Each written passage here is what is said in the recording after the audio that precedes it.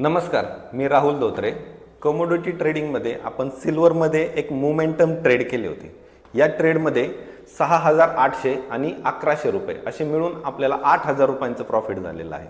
तर या ट्रेड मागं काय लॉजिक आहे हे आपण चार्टवरती पाहूया. यातला पहिला जो ट्रेड घेतला होता तो ऑल टाइम हायच्या इथं घेतला होता. हा जो एरिया आहे हा ऑल टाइम हाय आहे आणि ही जी ब्लॅक लाईन आहे इथं मी ट्रेडची एंट्री घेतली होती. याच्या मागे लॉजिक असं होतं की ऑल टाइम हायच्या इथं मॅक्सिमम लोक शॉर्ट करतात आणि त्याच्यावरती स्टॉप लॉस लावतात, म्हणजे बाईंग पोझिशन असते तिथं. आणि आपण इथं ट्रेड घेताना आपला जो स्टॉप लॉस होता तो फार छोटा होत होता या दोन कॅन्डलच्या खाली. हा जर वरती गेला मार्केट तर इथले सगळे स्टॉप लॉस हिट होतील आणि त्याच्यानंतर मार्केट भरपूर मोठी रॅली करू शकत होतं. आणि त्याचबरोबर आपल्याला जो स्टॉप लॉस आहे तो ट्रेलिंग करून वरती नेता येत होता.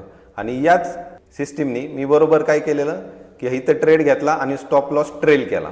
हा जो ट्रेलिंग स्टॉप लॉस आहे तो या एरियामध्ये हिट झाला आणि तरीही या ट्रेडमध्ये 6,800च्या आसपास प्रॉफिट निघालं. याच्यानंतर परत मी तोच मोमेंटम ट्रेड घेतला आणि या ट्रेडमध्ये बाईंग पोझिशनला आपल्याला 1,100 रुपये प्रॉफिट मिळालं.